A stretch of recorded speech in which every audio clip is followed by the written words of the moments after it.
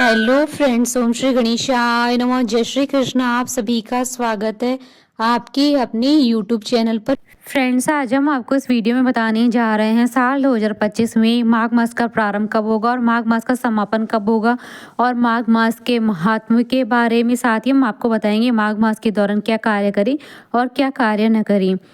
Friends, video शुरू करने से पहले आपसे रिक्वेस्ट है, अगर आप हमारे चैनल पर नए हैं और आपने अभी तक चैनल को सब्सक्राइब नहीं किया है तो प्लीज़ सब्सक्राइब कीजिएगा चैनल को। साथ ही प्रेस कीजिएगा बेल आइकन को, जिससे नए वीडियो से रिलेटेड नोटिफिकेशन आपको तुरंत प्राप्त हो सके। और वीडियो पसंद आने पर वीडियो को लाइक और शेयर जरूर कीजिएगा ताकि सभी भक्तों को इस वीडियो का लाभ प्राप्त हो सके। और कमेंट बॉक्स में जय श्री कृष्णा जरूर लिखिएगा।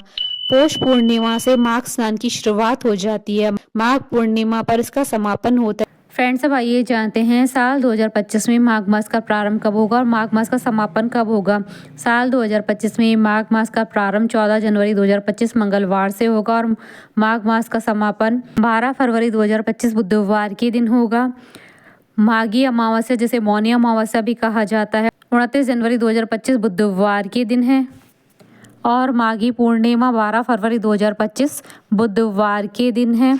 फ्रेंड्स, अब आप हमारे चैनल पर ज्वाइन बटन को दबाकर हमारे चैनल के मेंबर बन सकते हैं। हम हमारे चैनल के मेंबर्स की कमेंट्स को टॉप प्रायोरिटी पर रखकर उनका रिप्लाई करते हैं। मान्यताओं के अनुसार माघ मास में स्नान और दान का विशेष महत्व होता है। इस दिन स्नान व दान करने से पुण्य अर्जित करना श्रेष्ठ माना गया है। धार्मिक मान्यताओं के अनुसार जो भी भक्त माघ माह में गंगा स्नान करता है उससे भगवान श्री हरि विष्णु जी अति प्रसन्न होते हैं और उस पर भगवान विष्णु जी का आशीर्वाद सदैव बना रहता है। हर माह का एक अपना अलग महत्व होता है। माघ मास से एक पौराणिक कथा जुड़ी है जो कि काफी प्रचलित है। कथा के अनुसार गौतम ऋषि ने माघ मास में इंद्रदेव को श्राप दिया था। इंद्रदेव द्वारा क्षमा याचना करने के बाद गौतम ऋषि नहीं माने और उन्होंने माघ मास में ही इंद्रदेव को गंगा स्नान कर प्रायश्चित करने को कहा था, जिसके बाद इंद्रदेव ने गौतम ऋषि की बात मानते हुए गंगा स्नान किया था, जिसके फलस्वरूप इंद्रदेव को गौतम ऋषि की श्राप से मुक्ति मिली थी। इसलिए इस माह में माघी पूर्णिमा और माघी अमावस्या के दिन स्नान करना पवित्र माना जाता है। फ्रेंड्स, अब आइए जानते हैं माघ मास की धार्मिक कथा के बारे में। प्राचीन काल में शुभ्रव्रत नाम का एक ब्राह्मण नर्मदा तट पर वास करता था। शुभ्रव्रत को वेद शास्त्रों का अच्छा ज्ञान अर्जित था। स्वभाव से शुभ्रव्रत धन संग्रह करने की प्रवृत्ति वाला था।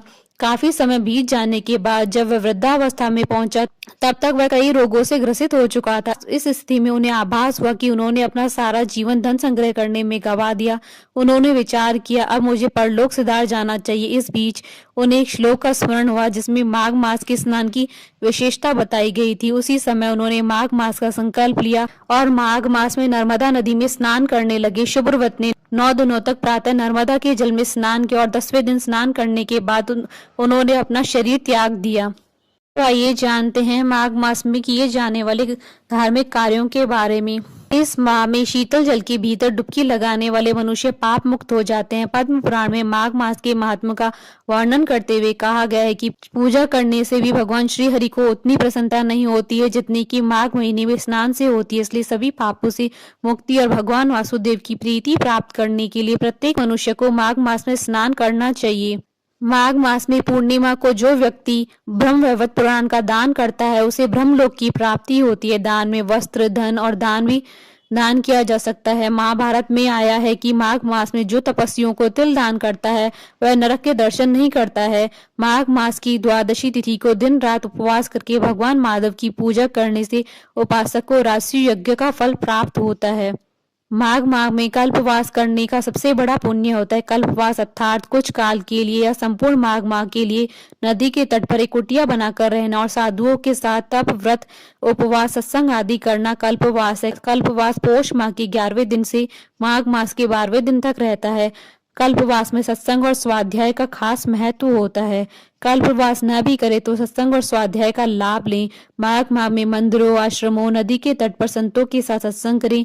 स्वाध्याय के 2 अर्थ होते हैं, पहला स्वयं का अध्ययन करना, दूसरा धर्म ग्रंथों का अध्ययन करना। माघ माह में ब्रह्मवैवर्त पुराण की कथा सुननी चाहिए और यदि यह न संभव हो सके तो माघ मास का महात्म्य अवश्य सुनना चाहिए। बोले भगवान श्री कृष्ण जी की जय, भगवान विष्णु जी की जय, सनातन धर्म की जय। हमारे साथ इस वीडियो में अंत तक बने रहने के लिए आपका धन्यवाद। ओम श्री गणेशाय नमः। जय श्री कृष्ण।